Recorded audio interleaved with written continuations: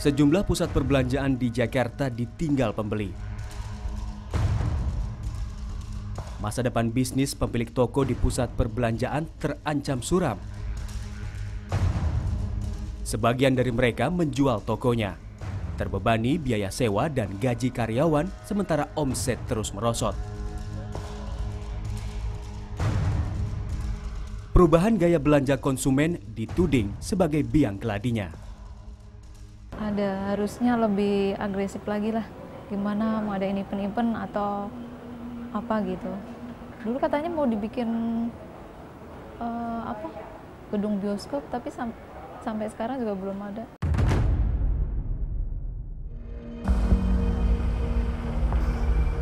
Mall kelas atas siapkan strategi baru. Pusat perbelanjaan kelas menengah mulai menutup cabang-cabang mereka. Model belanja online makin perparah keadaan.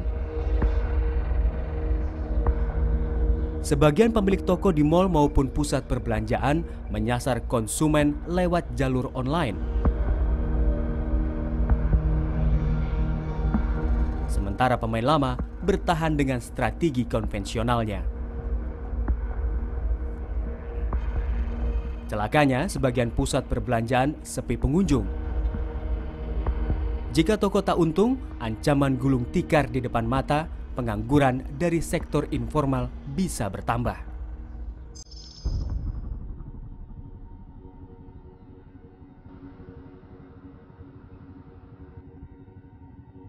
Di salah satu pusat perbelanjaan kelas menengah di daerah Jakarta Timur, suasananya tampak lengang.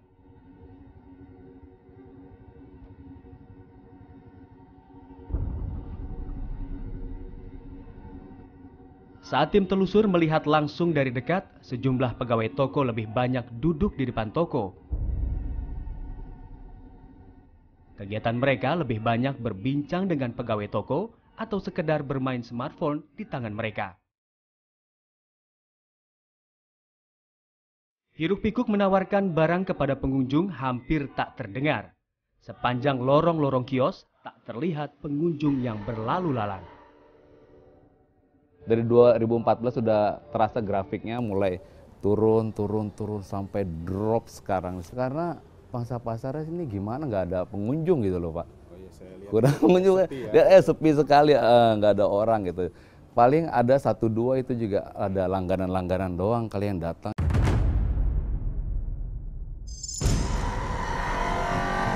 Tak hanya produk fashion, cerita yang sama juga disampaikan oleh pemilik usaha lainnya di lokasi ini. Pendapatan mereka anjlok hanya sekitar 30% saja. Padahal mereka harus membayar sewa dan menggaji pegawainya. Ada yang memilih pasrah, sebagian lainnya juga memilih bertahan. Kondisi seperti ini sudah mereka rasakan dalam kurun waktu 3 tahun terakhir. Dampaknya ke penjualan terutama di omsetnya, pendapatan omsetnya berkurang. omset seperti apa ya? Ada di awal dari tahun 2016 akhir menuju 2019 ini, itu benar-benar berkurang. Sangat turun drastis? Sangat turun drastis. Saya masih ingat itu di awal 2015 sampai di akhir 2016 per bulannya itu bisa kurang lebih 20 juta ya? Untuk sebulan. Untuk penurunan ini sampai berapa? Sekarang penurunannya kurang lebih 10-an. Apa sih normalnya sampai 16-an, itu sekarang udah turun 1 bulan omsetnya. 16 tuh maksudnya? 16 juta 1 bulan itu. 1 bulan 16 juta. Kalau sekarang berapa? Turun sampai 13-an, 14 segitu. Oh, gitu. Turun segitu. Turun banget. Oh, jadi turunnya signifikan ya? Turun. Segitu. Kenapa tuh Mbak? Mungkin karena kurang adanya pengunjung atau apa kayak gitu.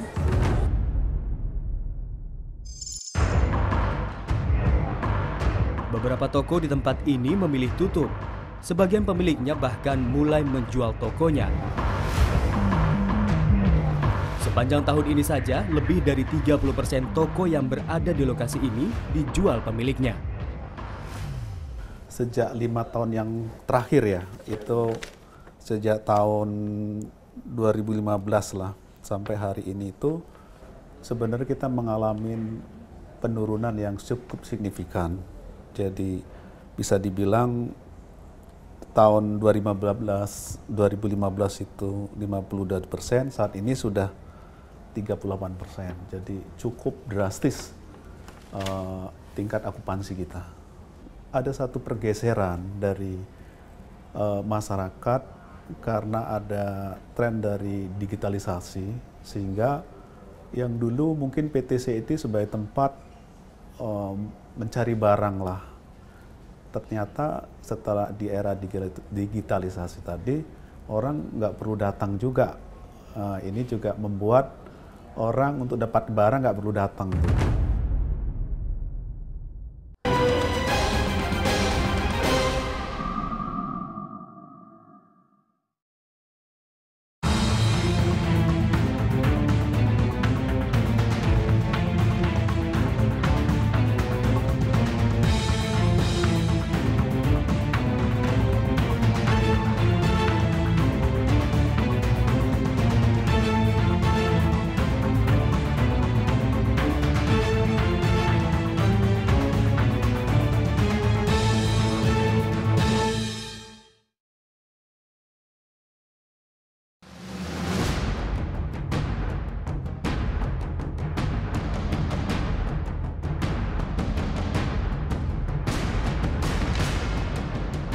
Kisah kejayaan pusat perbelanjaan retail di Jakarta boleh jadi sinarnya tak seterang 5 hingga 15 tahun yang lalu. Sempat menjadi primadona di era awal tahun 2000-an, sejumlah bisnis retail di ibu kota mulai melemah beberapa tahun terakhir. Gelombang digitalisasi memunculkan gaya belanja model online. Dampaknya, sebagian pusat perbelanjaan sepi pengunjung bersiap ditelan zaman.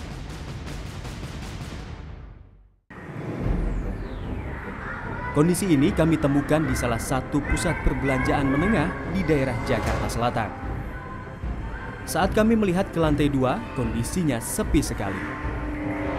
Di lantai ini menjual produk fashion. Hampir tak ada aktivitas jual beli. Kondisi tak jauh berbeda juga terlihat di lantai 3. Di lantai yang menjual handphone ini juga terlihat lengang. Jumlah penjualan tak sebagus 3 hingga 4 tahun lalu. Bahkan ada yang mengeluh tak ada penjualan dalam sehari. Macam-macam. Macam ini berapa segini aja? Sekitar 10 sampai 15 setahun.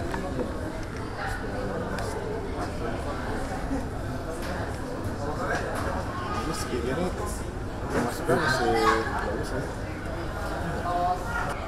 Parahnya sejak kapan sih? Ini 2 tahunan. 2 tahunan. Bagus juga nih kita sih. Bagus sama asal sama handphone kenapa ada makanan begini?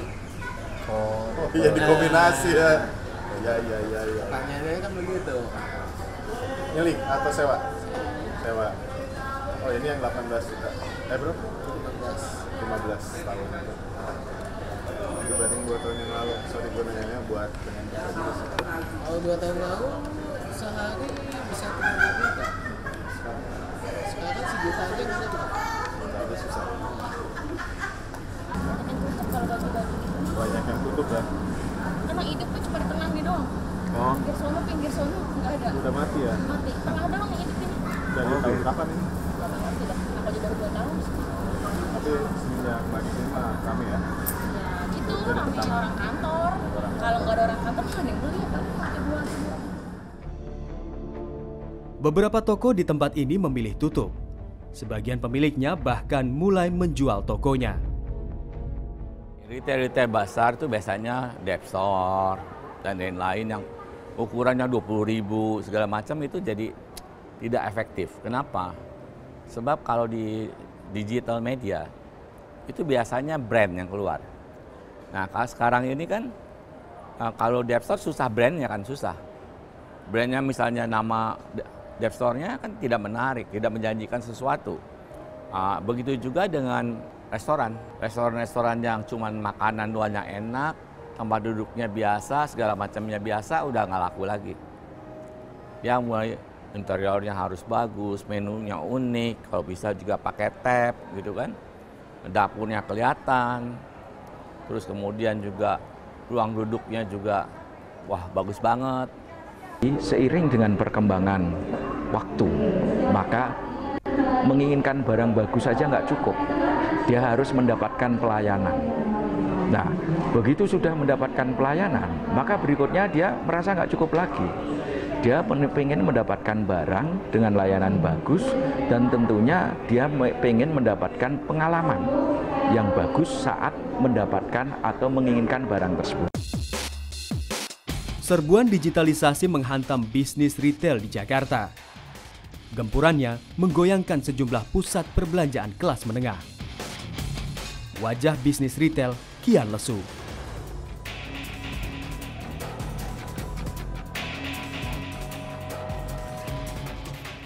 Di mal atau pusat perbelanjaan untuk kelas atas, kondisinya berbeda. Tidak semua tempat mengalami geliat bisnis yang melemah. Sejumlah mal masih tampak ramai. Meski beberapa toko di dalamnya ada yang memilih hengkang akibat ketatnya persaingan atau memilih jalur online. Ternyata banyak yang naik, banyak yang turun banget. Bahkan tutup juga banyak.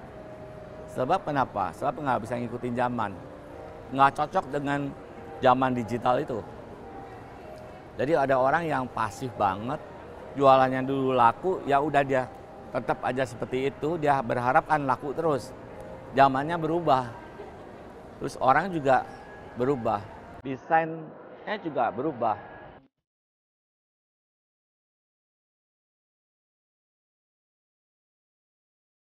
Sepanjang 2 tahun terakhir, sedikitnya 4 departemen store menutup toko mereka.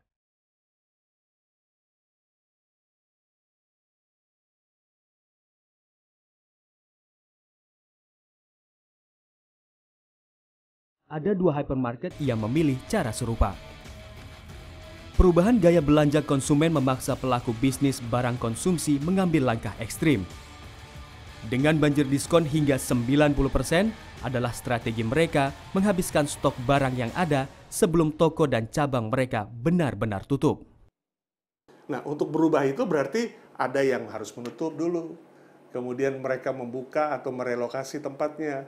Atau mereka harus menutup dulu, kemudian mereka merubah luasannya dari yang 5.000, 6.000 menjadi 1.500 atau 2.000 meter.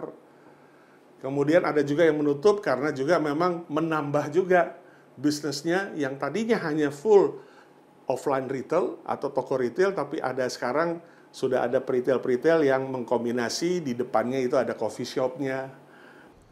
Kalau dari manajemen sendiri pasti udah melihat kondisi seperti ini ya, kondisi pasar sekarang seperti ini, kita juga pasti nggak tinggal diam gitu. Banyak cara yang dilakukan Rama sudah banyak dilakukan gitu. Salah satunya online kita ada gitu. Online kita ada, termasuk kita kerjasama dengan Shopee, Tokopedia, termasuk Lazada, kita kerjasama di sana ada gitu.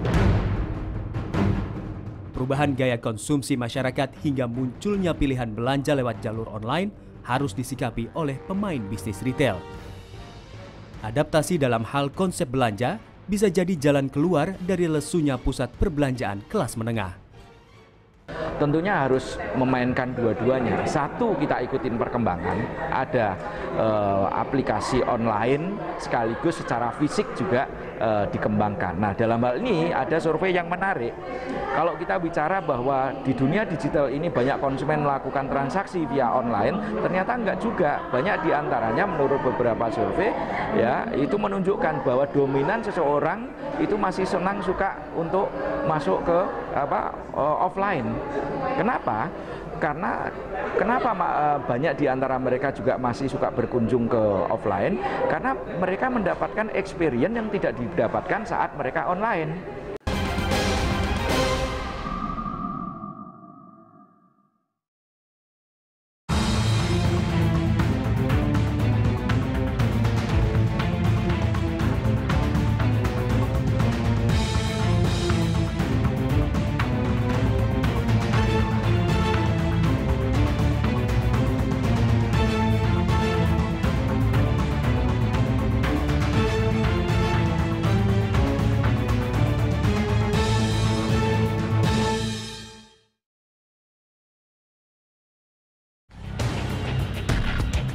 Asosiasi Pengusaha Retail Indonesia mengakui tidak semua bisnis retail menjadi korban kekejaman era digitalisasi. Jumlah departemen store dan hypermarket yang tutup tidak sebanding dengan jumlah mal dan pusat perbelanjaan yang masih bertahan. Kita harus merubah bisnis model kita harus merubah cara pelayanan kita harus merubah besaran toko kita harus merubah servis kita, produk kita, dan lain sebagainya. Nah, itu yang membuat beberapa waktu belakangan ini ada beberapa anggota retail Indonesia yang harus menutup. Jadi penutupan atau ditutupnya gerai-gerai retail modern itu bukan karena surutnya industri retail atau karena terpuruknya akibat adanya online atau adanya e-commerce, tapi lebih kepada memenuhi tuntutan perubahan zaman. Karena zamannya berubah, ya, perilaku konsumen atau customer behavior berubah dari yang berbelanja, lifestyle shopper, menjadi lifestyle leisure. Leisure itu artinya ada kulineri, ada traveling, ada entertain. Nah, lifestyle shopper kemudian menjadi lifestyle leisure. Nah, ini perubahan inilah yang membuat akhirnya semua anggota Aprindo juga harus berubah. Di pertengahan tahun 2019, indeks penjualan real di Indonesia sempat mengalami penurunan. Namun sejak bulan Juli lalu, geliat penjualan real mulai naik kembali. Di 2020 menginjak ke depan, kita sudah bisa lebih siap untuk kita jalankan yang namanya omnichannel, bisnis offline dan online. Kalau online ya saya nggak perlu bicara lagi, online sekarang juga banyak yang buka offline, ya ada beberapa yang lihat di Pluit itu, GDID itu buka juga offline-nya. Kemudian ya nggak usah lihat di Indonesia, Amerika saja nenek moyangnya e-commerce, Amazon buka Amazon Go buat offline-nya, Alibaba membuka offline-nya Hema. Ya karena itu ada berbagai produk yang nggak bisa dibeli dengan online. Harus tetap datang ke offline dan itu harus dibelanjakannya di offline.